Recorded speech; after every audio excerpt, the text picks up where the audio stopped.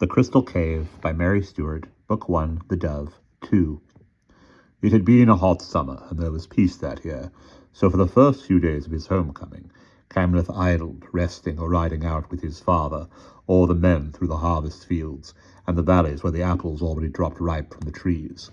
South Wales is a lovely country, with green hills and deep valleys, flat water meadows yellow with flowers where cattle grow sleek, oak forests full of deer, and the high blue uplands where the cuckoo shouts in springtime, but where, come winter, the wolves run, and I have seen lightning even with the snow. Merridunham lies where the estuary opens to the sea, on the river which is marked Tobias on the military maps, but which the Welsh call Tywai. Here the valley is flat and wide, and the Tywai runs in a deep and placid meander through the bog and water meadow between the gentle hills. The town stands on the rising ground of the north bank, where the land is drained and dry.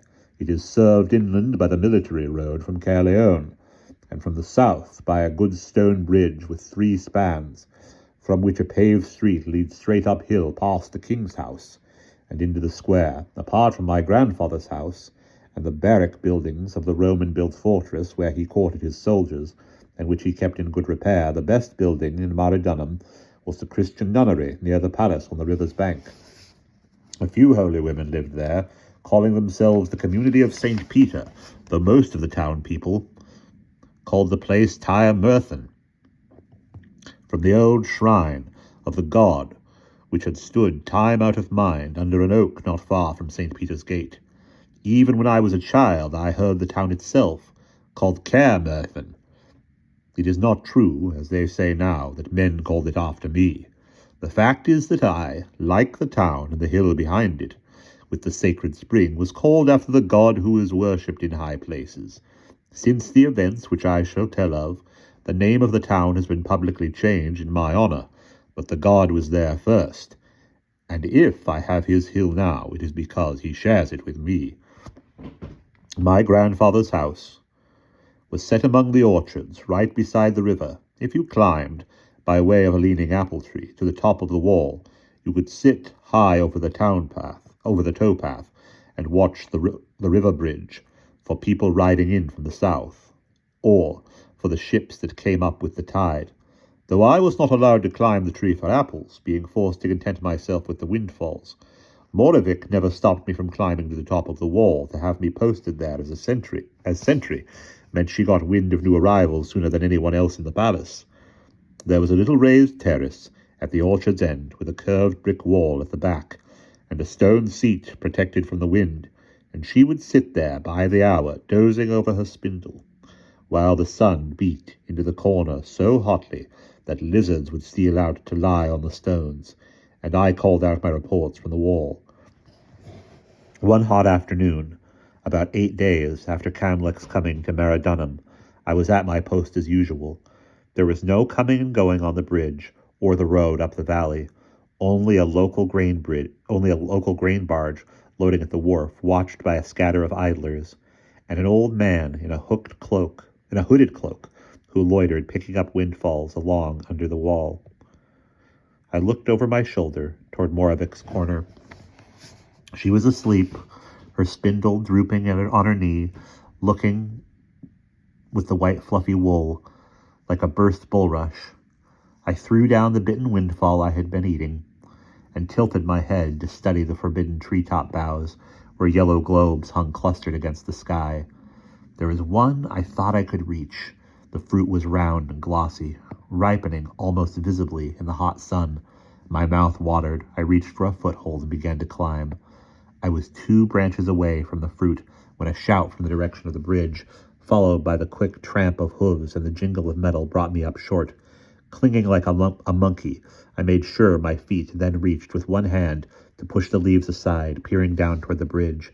A troop of men was riding over it toward the town. One man rode almost in front, bareheaded, on a big brown horse. Not Camlac or my grandfather, and not one of the nobles, for the man wore colors I did not know. Then, as he reached the near end of the bridge, I saw that the leader was a stranger, black-haired and black-bearded, with a foreign-looking set to his clothes, and a flash of gold on his breast. His wrist guards were golden too, and a span deep. His troop, as I judged, was about 50 strong. King Gorlon of King Gorlon of Lanaskal, where the name sprang from. Clear, beyond mistake, I had no idea. Something heard from my labyrinth, perhaps? A word spoken carelessly in a child's hearing? A dream, even? The shields and spear tips catching the sun flashed into my eyes. Gorlon of Lanasal. A king. Come to marry my mother and take me with him overseas. She would be a queen, and I... He was already setting his horse at the hill. I began to half slither, half scramble down the tree. And if she refuses him? I recognized the voice. It was the Cornishman's. And after him, my uncle's. Even if she does, it will hardly matter.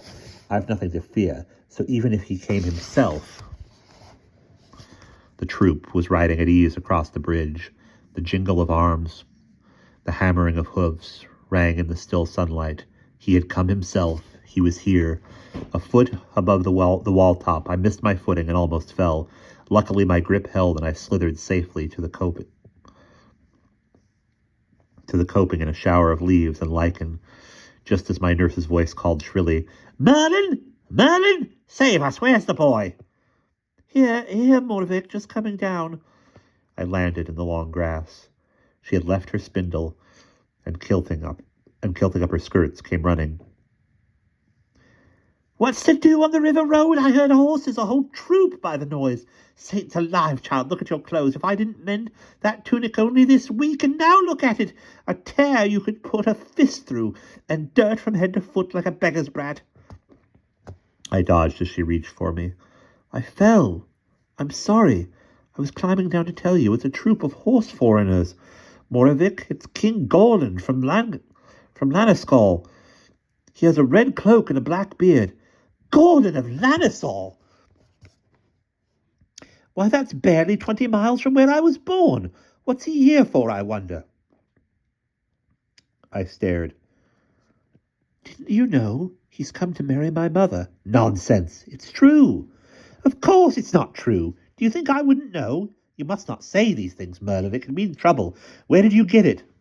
"I don't remember. Someone told me. My mother, I think." "That's not true, and you know it." "Then I must have heard it somewhere." Heard something. Then I must have heard something. Heard something. Young pips have long ears, they say. Yours must be forever to the ground. You hear so much. What are you smiling at?" "Nothing." She set her hands on her hips. "You've been listening to things you shouldn't. I've told you about this before. No wonder people say what they say." I usually gave up and edged away from dangerous ground when I had given too much away, but excitement had made me reckless. "It's true. You'll find it's true. Does it matter where I heard it?" "I can't really remember. I really can't remember now. I know it's true, Moravik." "What?" "King Gordon's my father, the real one." "What?" This time the syllable is edged like the tooth of a saw. "Didn't you know? Not even you?" "No, I did not, and no more do you. And if you so much as breathed this to anyone, how do you know the name, even?" She took me by the shoulders and gave me a sharp little shake. "How do you even know this is King Gordon? There's been nothing said of his coming, even to me." "I told you I don't remember what I heard or where. I just heard his name somewhere, that's all. And I know he's coming to see the king about my mother. We'll go to Les Britton, Moravik, and you can come with us. You'll like that, won't you? It's your home. Perhaps we'll be near—" Her grip tightened, and I stopped. With relief, I saw one of the king's body servants hurrying toward us through the apple trees. He came up panting. "He's to go before the king.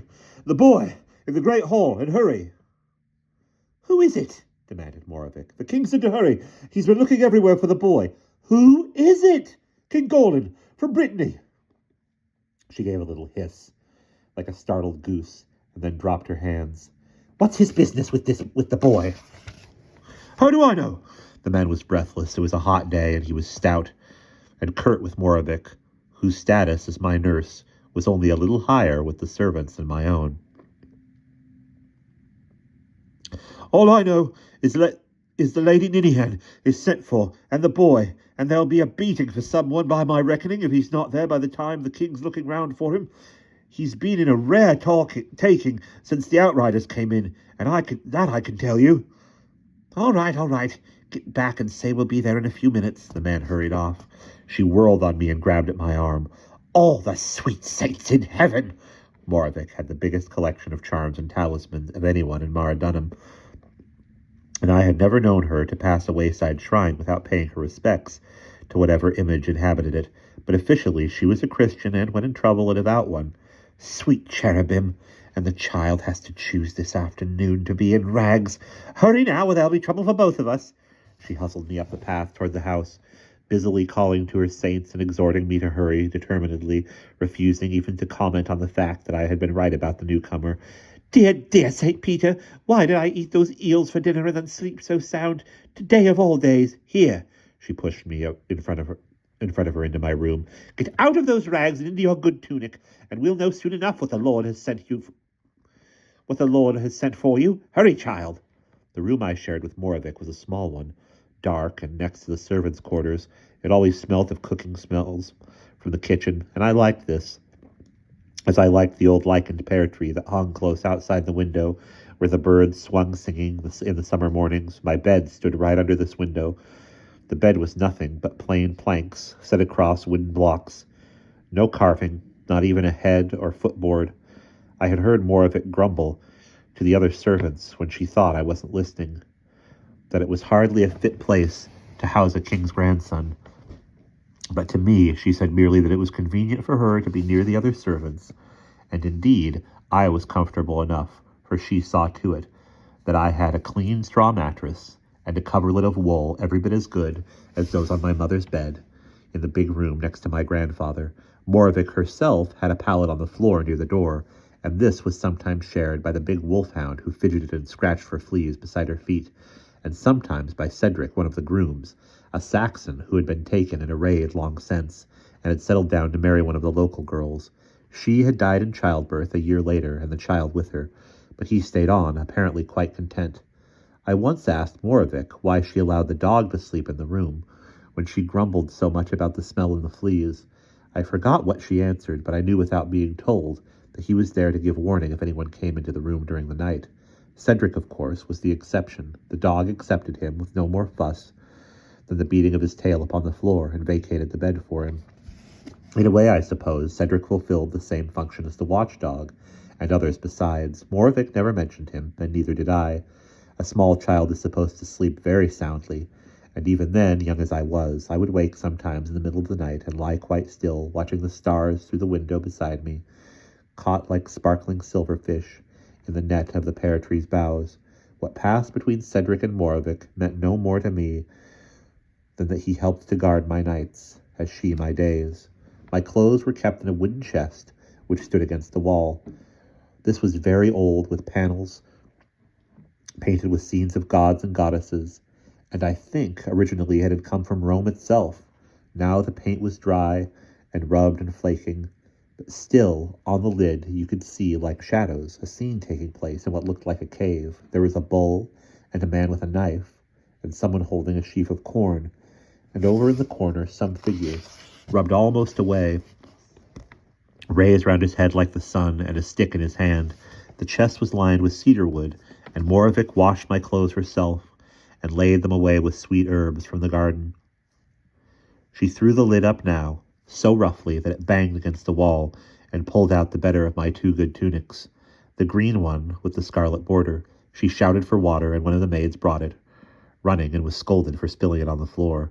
The fat servant came panting again to tell us that we should hurry, and got snapped at for his pains, but in a short time I was hustled once more along the colonnade and through the big arched doorway into the main part of the house. The hall where the king received visitors was a long, high room, with a floor of black and white stone framing a mosaic of a god with a leopard. This had been badly scarred and broken by the dragging of heavy furniture and the constant passing of booted feet. One side of the room was open to the colonnade, and here in winter a fire was kindled on the bare floor within a loose frame of stones. The floor and pillars near it were blackened with the smoke. At the far end of the room stood the dais, with my grandfather's big chair, and beside it, the smaller one for his queen. He was sitting there now, with Camlac standing on his right, and his wife, Olwen, seated at his left. She was his third wife, and younger than my mother, a dark, silent, rather stupid girl, with a skin like new milk and braids down to her knees. She could sing like a bird and do fine needlework, but very little else. My mother, I think, both liked and despised her. At any rate, against all expectation, they got along tolerably well together, and I heard Moravik say that life for my mother had been a great deal easier since the king's second wife, Gwyneth, had died a year ago, and within the month Olwen had taken her place in the king's bed. Even if Olwen had cuffed me and sneered at me, as Gwyneth did, I should have liked her for her music, but she was always kind to me in her vague, placid way, and when the king was out of the way, had taught me my notes, and even let me use her harp till I could play after a fashion. I had a feeling for it, she said, but we both knew what the king would say to such folly, so her kindness was secret, even from my mother. She did not notice me now. Nobody did except my cousin Dinius, who stood by Olwen's chair on the dais. Dinius was a bastard of my grandfather's by a slave woman. He was a big boy of 7, and his father's red hair, with his father's red hair and high temper. He was strong for his age and quite fearless, and had enjoyed the king's favor since the day he had, at the age of 5, stolen a ride on one of his father's horses, a wild brown colt that had bolted with him through the town, and only got rid of him when he rode it straight at a breast-high rank. When he rode it straight at a breast-high bank. His father had thrashed him with his own hands, and afterwards given him a dagger with a gilded hilt. Dinius claimed the title of prince, at any rate, among the rest of the children, from then on, and treated his fellow bastard, myself, with the utmost contempt. He stared at me now, as expressionless as a stone, but his left hand, the one away from his father, made a rude sign, and then chopped silently, expressively downward. I had paused in the doorway, and behind me, my nurse's hand twitched my tunic into place, then gave me a push between the shoulder blades. "Go on now! Straighten your back! He won't eat you!" As if to give the lie to this, I heard the click of charms and the start of a muttered prayer. The room was full of people. Many of them I knew, but there were strangers there, who must be the party I had seen ride in. Their leader sat near the king's right, surrounded by his own men. He was the big dark man I had seen on the bridge, full-bearded,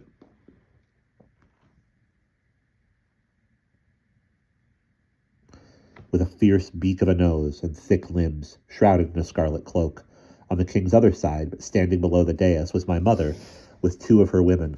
I loved to see her as she was now, dressed like a princess, her long robe of creamy wool hanging straight to the floor, as if carved of new wood. Her hair was unbraided, and fell down her back like rain. She had a blue mantle with a copper clasp. Her face was colorless, and very still. I was so busy with my own fears, the gesture from Dinius, the averted face and downcast eyes of my mother, the silence of the people, and the empty middle of the floor over which I must walk, that I had not even looked at my grandfather. I had taken a step forward, still unnoticed, when suddenly, with a crash like a horse kicking, he slammed both hands down on the wooden arms of his chair and thrust himself to his feet so violently that the heavy chair went back a pace, its feet scoring the oak planks of the platform. "By the light!" His face was mottled scarlet, and the reddish brows jutted in knots of flesh above his furious little blue eyes. He glared down at my mother and drew a breath to speak that could be heard clear to the door, where I had paused, afraid. Then the bearded man, who had risen with him, said something in some accent I didn't catch, and at the same moment Camlac touched his arm, whispering. The king paused, then said thickly, As you will.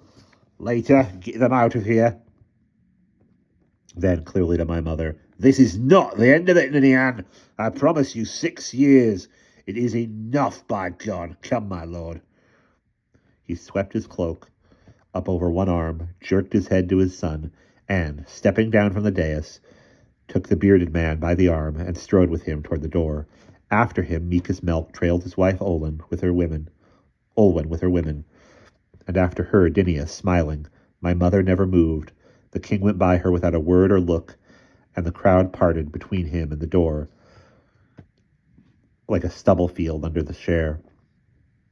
It left me standing alone, rooted and staring.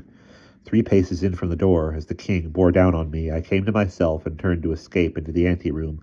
But not quickly enough. He stopped abruptly, releasing Gorlin's arm, and swung round on me. The blue cloak swirled, and a corner of the cloth caught my eye and brought the tears to it. I blinked up at him. Gorlin had paused beside him. He was younger than my Uncle David had been. He was angry too, but hiding it. And the anger was not for me. He looked surprised when the king stopped and said, "Who's this?" "Her son, that your grace would have given a name to," said my grandfather, and the gold flashed on his armlet as he swung his big hand up and knocked me flat to the floor as easily as a boy would flatten a fly. Then the blue cloak swept by me, and the king's booted feet, and Gorlin's after him. With barely a pause, Olwen said something in her pretty voice, and stooped over me, but the king called to her angrily, and her hand withdrew, and she hurried away from him with the rest. I picked myself up from the floor and looked round for Moravik, but she was not there. She had gone straight to my mother, who had not even seen. I began to push my way toward them through the hubbub of the hall, but before I could reach my mother, the women, in a tight and silent group round her, left the hall by the other door. None of them looked back. Someone spoke to me, but I did not answer. I ran out through the colonnade, across the main court, and out again into the quiet sunlight of the orchard. And we'll pause there.